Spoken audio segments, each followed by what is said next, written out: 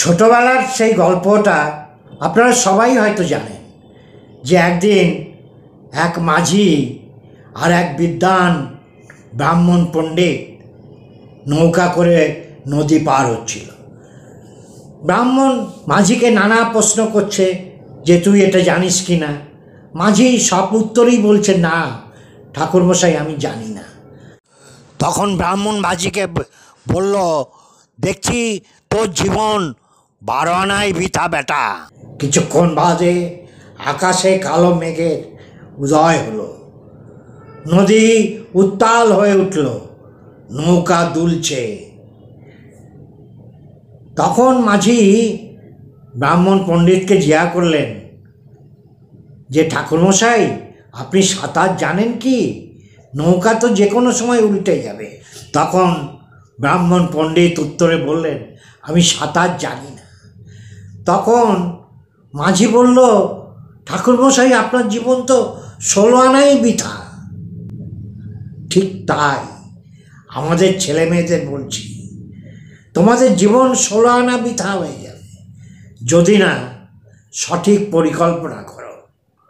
বেশিরভাগ ছেলে মেয়ে 22 বছর থেকে 28 বছরের ভিতর অর্থ উপার্জন শুরু করে, সে চাকরি হোক বা স্বনিযুক্ত প্রকল্পে হোক।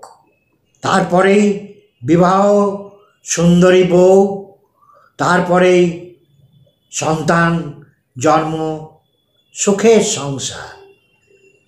এদিকে 2 চাকা কিনছে ইএমআইতে, বাড়ি কিনছে, ফ্ল্যাট কিনছে ইএমআইতে, বাড়িতে fridge, TV, washing machine, AC সবই কেনা হচ্ছে।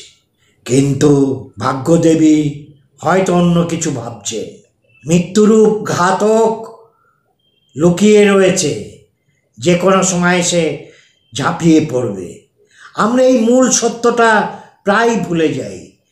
জীবনে একমাত্র সত্য হচ্ছে মৃত্যু, আর এই মৃত্যু হচ্ছে অনিশ্চিত। কখন মৃত্যু হবে কেউ জানে না। আমি এই 75-76 বছর বয়সে আজকে বসে ভিডিও করছি, অথচ আমার থেকে অনেক ছোট তরুণ তত্তাজা যুবক যুবতী হঠাৎ বাইক দুর্ঘটনায়, হঠাৎ ট্রেন দুর্ঘটনায়, হঠাৎ হার্ট অ্যাটাকে মারা যাচ্ছে। করোনার সময় আমরা দেখেছি জীবন কেমন টপাটপ চলে যাচ্ছে, কিন্তু আমরা শিক্ষা নিই না।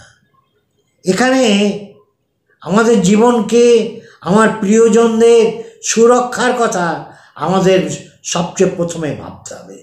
অর্থ উপার্জন করার পরে প্রথম চিন্তা হবে যে আমি যদি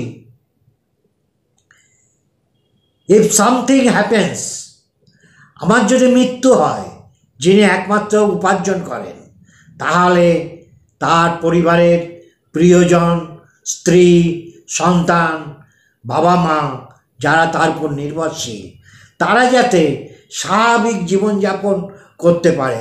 আজকে যেভাবে তাদের শিক্ষা, চিকিৎসা, ভরণ পোষণ চলছে, সেই স্টাইলটা যাতে বজায় থাকে, তার একটা সুপরিকল্পিত পরিকল্পনা করতে হবে। সেটা হচ্ছে প্রথম কাজ হচ্ছে জীবন বীমা। জীবন বীমা কি? জীবন বীমা হচ্ছে যদি আমার আকস্মিক মৃত্যু হয়, আমি একটা অ্যাসিওর্ড সাম, আমি যে পরিমাণ টাকা পেতে চাই সেটা পাবো মাসিক নির্দিষ্ট প্রিমিয়াম দেওয়ার পরিবর্তে। এবার প্রশ্ন, ইন্স্যুরেন্স কিভাবে আমরা নেব? কোন ইন্স্যুরেন্স নেব? আমরা বাজারে যে ইন্স্যুরেন্সের কথাগুলো জানি সেগুলো হচ্ছে endowment policy, maturity benefit plan, money back policy, whole life policy, এই জাতীয় ইন্স্যুরেন্স বাজারে প্রচলিত। এবং আপনি চাকরি বা অর্থ উপার্জন শুরু করলে বিভিন্ন বিমা এজেন্ট, বিমা এক্সিকিউটিভ আপনার কাছে আসবে, তারা এই প্রোডাক্টগুলো বেচতে চাইবে। এইগুলোর সমস্যাটা কি? এখানে 5 লাখ 10 লাখ টাকা যদি আপনি ইন্স্যুরেন্স কভার করেন, অর্থাৎ আপনার যে কোনো মুহূর্তে মৃত্যু হলে আপনার যারা নমিনি বা ওয়ারিশ তারা হয়তো একটা 10 লাখ টাকা হলে 10 লাখ টাকা, 20 লাখ হলে 20 লাখ টাকা, 5 লাখ হলে 5 লাখ টাকা ক্ষতিপূরণ পাবে। কিন্তু প্রশ্ন, এই টাকা দিয়ে একটা পরিবারের ব্যাংকে যদি আমি রাখি এই টাকাটা, তা দিয়ে কি আপনার যে ধরনের জীবনযাপন সেটা সম্ভব? একেবারেই না। তার কারণ এই জাতীয় ইন্স্যুরেন্সের, যেটাকে বললাম এন্ডোমেন্ট বা ম্যাচুরিটি বেনিফিট প্ল্যান, এই জাতীয় ইন্স্যুরেন্সের প্রিমিয়াম অত্যাধিক বেশি। যেখানে 10 লক্ষ টাকা কভারেজ পেতে হলে যে পরিমাণ প্রিমিয়াম মাসে দিতে হবে, আপনি যদি অরিজিনাল ইন্স্যুরেন্স যেটা বলে, পিওর ভ্যানিলা ইন্স্যুরেন্স, তার নাম হচ্ছে term insurance, term life insurance. ধরুন আপনি 25 বছরে ইন্স্যুরেন্স করলেন, আপনি 60 বছরে রিটায়ারমেন্ট করবেন, তাহলে 35 বছরের জন্যে আপনি টার্ম ইন্স্যুরেন্স করলেন। কত টাকার টার্ম ইন্স্যুরেন্স করবেন? সাম অ্যাসিওর্ড কত হবে?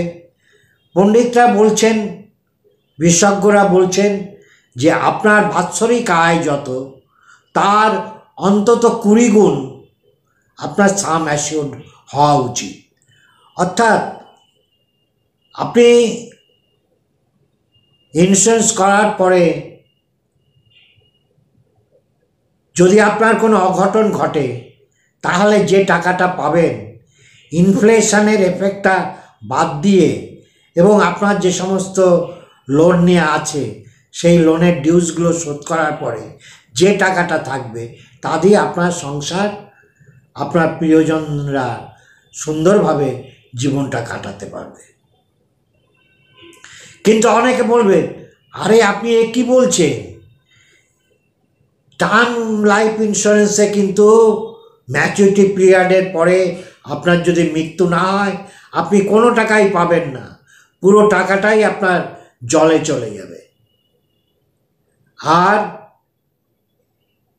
এই এন্ডোমেন্ট পলিসি বা ম্যাচুরিটি প্ল্যানের ক্ষেত্রে আপনি যত টাকা ইন্স্যুরেন্স করেছেন, আপনার যদি মৃত্যু নাও হয়, তাহলেও আপনি ম্যাচুরিটি পিরিয়ডের পরে ওই সাম অ্যাসিওর্ড পাবেন, প্লাস তার উপর কিছু বোনাস এবং অন্যান্য কিছু দিয়ে আরও বেশ কিছু টাকা বেশি পাবেন। তাহলে আপনি কোনটা নিতে চান? ধরে নিন 10 লক্ষ টাকা সাম অ্যাসিওর্ড এন্ডোমেন্ট পলিসি বা ম্যাচুরিটি প্ল্যানের জন্যে আপনার মাসে 4 থেকে 5,000 টাকা প্রিমিয়াম দিতে হবে, এবং মৃত্যুর পরে আপনি সে 10 লাখের জায়গায় 15 লাখ টাকা পেলেন। তাতে কি আপনার পরিবারের চলবে? কিন্তু আপনি যদি 1 কোটি টাকার ইন্স্যুরেন্স করেন, তাহলে আপনার সমস্ত লোনের ডিউস দেওয়ার পরেও যে টাকা থাকবে সেটা ব্যাংকে রেখে যে ইন্টারেস্ট হবে, তাতে আপনার পরিবার সুন্দরভাবে চলতে পারবে। অথচ এই 1 লক্ষ টাকার জন্যে আপনার মাসে হয়তো 500 থেকে 1000 টাকা প্রিমিয়াম দিতে হবে। তাহলে 1 কোটি টাকা সাম অ্যাসিওর্ড আপনার পরিবারের সুরক্ষার জন্যে, ফিনান্সিয়াল সিকিউরিটির জন্যে। আর আপনার মৃত্যু যদি না হয়, তাহলে তো পরিবার আপনাকে সারা জীবনের জন্যে পেল। তার থেকে সুখের, আনন্দের আর কি হতে পারে? আপনি চলে যান অকালে, এটা তো আমরা কেউ চাই না। আমাদের পরিবারের কেউ চায় কি? তাহলে ইন্স্যুরেন্সটা করতে হবে, এবং করতে হবে টার্ম লাইফ ইন্স্যুরেন্স। এখানে যদি একটা অঙ্কের দিক থেকে দেখেন, আপনি যে পরিমাণ টাকা কম দিচ্ছেন, অর্থাৎ সে 1,000 টাকা আপনি প্রিমিয়াম দিচ্ছেন 1 কোটি টাকার জন্যে, যেখানে 10 লক্ষ কি 15 লক্ষ সাম অ্যাসিওর্ডের জন্যে আপনার 5,000 টাকা মাসে দিতে হচ্ছে। সেখানে আপনি ওই টাকাটা ফেরত পাচ্ছেন, আর এখানে 1,000 টাকা দিয়ে আপনি কোনো টাকা ফেরত পাচ্ছেন না। তাহলে আপনি 1 কোটি টাকা সাম অ্যাসিওর্ড টার্ম ইন্স্যুরেন্স করুন 1,000 টাকা প্রিমিয়ামে, আর এই যে 4,000 টাকা কি 5,000 টাকা আপনি এন্ডোমেন্ট ইন্স্যুরেন্সের জন্য দিতেন, সেই যে 3,000 টাকার ডিফারেন্স হলো কি 4,000 টাকার ডিফারেন্স হলো, সেটা আপনি একটা মিউচুয়াল ফান্ডে রেখে দিন।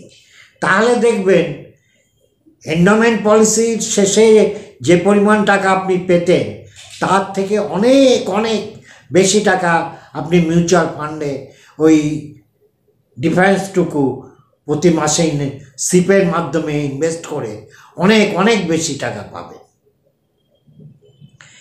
আজকে এটাই আমার তরুণ বন্ধু বান্ধবীদের কাছে অনুরোধ, এবং আমার সমবয়সী বন্ধুদের কাছে অনুরোধ, তাদের ছেলে মেয়েদের জামাতাদের এই উপদেশটা দিন যে জীবন পদ্মপাতায় জল, যে কোনো সময় অঘটন ঘটতে পারে। অর্থাৎ অর্থ উপার্জন করা শুরু করা মাত্রই প্রথম কাজ হচ্ছে টার্ম ইন্স্যুরেন্স করুন। কত টাকার? আপনার বাৎসরিক আয় যত তার 20 গুণ। আজকে আপনার একটা প্রিমিয়াম দেওয়ার পরেই যদি অঘটন ঘটে, আপনার পরিবার 1 কোটি কি 50 লাখ কি 1.5 কোটি যত টাকা ইন্স্যুরেন্স করেছেন সেটা পাবেন, সেটা তারা পাবে। কিন্তু যদি আপনার ইন্স্যুরেন্স করা না থাকে, আপনার যদি 40,000 টাকা মাসে সাংসারিক ব্যয় এখন হয়ে থাকে, হঠাৎ আপনার মৃত্যু হলে কি করে সংসারটা চলবে? কোনো শালা ভগবান আল্লাহ নেই যে আপনার পরিবারকে দেখতে আসবে। তারা না খেতে পেরে দুর্দশার ভিতর জীবন কাটাবে, পাওনাদারের অত্যাচার সহ্য করবে, কিন্তু কোনো ভগবান আল্লাহ তাদের রক্ষা করতে আসবে না। ওসব বুজরুকি। ভগবান আল্লাহ আপনাকে হতে হবে। আপনাকে ওই অনিশ্চয়তা, মৃত্যুর অনিশ্চয়তা থেকে পরিবারকে রক্ষা করার জন্যে উপার্জন করা মাত্রই টার্ম লাইফ ইন্স্যুরেন্স ক্রয় করতে হবে। এবং এই টার্ম লাইফ ইন্স্যুরেন্স ক্রয় করার সময় আরও 2-4টে রাইডার আছে যেগুলো অবশ্যই আপনার নেওয়া উচিত। যেমন ধরুন আপনার ক্রিটিক্যাল ইলনেস রাইডার, অর্থাৎ আপনি মারা গেলেন না, কিন্তু আপনার এমন কিছু রোগ হলো যাতে আপনি উপার্জন করতে পারছেন না, বা ডিসেবলমেন্ট, আপনার এমন কোনো দুর্ঘটনা বা কিছু ঘটলো যে আপনি আর কাজকর্ম করতে পারছেন না, কিন্তু মৃত্যু হয়নি, তাহলে তো আর ইন্স্যুরেন্সের টাকা আপনি এখনই পাবেন না। সেই জন্য এই দুটো রাইডার অবশ্যই নিতে হবে, ক্রিটিক্যাল ইলনেস এবং ডিসেবলমেন্ট, পার্মানেন্ট ডিসেবলমেন্ট। এই রাইডার দুটোর জন্য হয়তো আরও কিছু বেশি প্রিমিয়াম দিতে হবে, অল্প কিছু বেশি দিলেও এই দুটো নিয়ে রাখতে হবে, তবেই পুরো সুরক্ষিত থাকবে আপনার প্রিয়জনরা। আপনি যাদের চোখে হারান, আপনার স্ত্রী, আপনার সন্তান, আপনার বাবা মা, তারা সুরক্ষিত থাকবে। আজকে এটাই আমি বলতে এসেছি। এই ভুলটা যেন কেউ করবেন না। চাকরি বা ব্যবসা শুরু করার মাত্রই অল্প টাকা, 500 থেকে 1000 টাকার ভিতর 1 কোটি টাকা ইন্স্যুরেন্স হয়ে যাবে। এখনই করুন। 25-30 বছর বয়স হলেও করে ফেলুন এখনই। যত বয়স বাড়বে, 20-তে যত টাকা প্রিমিয়াম হবে, 25-এ আরও বেশি হবে, 30-এ আরেকটু বেশি হবে। অর্থাৎ যত তাড়াতাড়ি করবেন প্রিমিয়াম তত কম হবে। আর একটা, এই ইন্স্যুরেন্সের প্রিমিয়ামের ক্ষেত্রে মজাটা কি, আজকে ধরুন আপনি 35 বছরের জন্য একটা প্ল্যান নিয়েছেন, আজকে আপনাকে মাসে 1000 টাকা অর্থাৎ বছরে 12,000 টাকা প্রিমিয়াম দিতে হচ্ছে। আজকে একটু গায়ে লাগছে, কষ্ট হচ্ছে টাকা ম্যানেজ করে প্রিমিয়ামটা দিতে, কিন্তু 10 বছর বাদে, 20 বছর বাদে ইনফ্লেশন 6% হারে ইনফ্লেশন হচ্ছে, গড়ে 6% ইনফ্লেশন। তাহলে তখন এই টাকাটা 20 বছর 25 বছর বাদে আপনার কাছে নস্যি, কিছুই নাই টাকাটা। অতএব ইনিশিয়ালি একটু কষ্ট হলেও ধীরে ধীরে যখন আপনার আয় ক্রমাগত বাড়তে থাকবে, আপনার ইনক্রিমেন্ট হবে, আপনার চাকরিতে উন্নতি হবে, আপনার ব্যবসা বাড়বে, অথবা আপনার আয় ক্রমাগত বাড়তেই থাকবে, আর ইনফ্লেশনও হবে, যার ফলে টাকার মূল্য কমে যাবে। আজকে যেটা 1000 টাকা আমার কাছে অনেক মনে হচ্ছে, কষ্ট হচ্ছে, এটা 10 বছর বাদে হাতের নস্যি। অতএব সময় নষ্ট না করে এখনই করে নিন। আমার ভিডিও যদি আপনাদের ভালো লাগে তাহলে লাইক করুন, বন্ধুদের শেয়ার করুন, আপনাদের মতামত জানান এবং কী ধরনের ভিডিও পেতে চান, কী বিষয়ের ভিডিও আপনাদের দরকার জানাবেন। আর যারা এখনও সাবস্ক্রাইব করেননি তারা আমার চ্যানেলটা ঝটপট সাবস্ক্রাইব করে দিন এবং অল নোটিফিকেশান বেলটা বাজিয়ে দিন, যাতে আমার সমস্ত ভিডিও আপনাদের কাছে সময় মতো পৌঁছে যায়। আবার আসবো নতুন একটা ভিডিও নিয়ে। সবশেষে রোজ যা বলি, আপনারা সবাই সুস্থ থাকুন, ভালো থাকুন, আনন্দে থাকুন। আনন্দই হচ্ছে ঈশ্বর, আল্লাহ।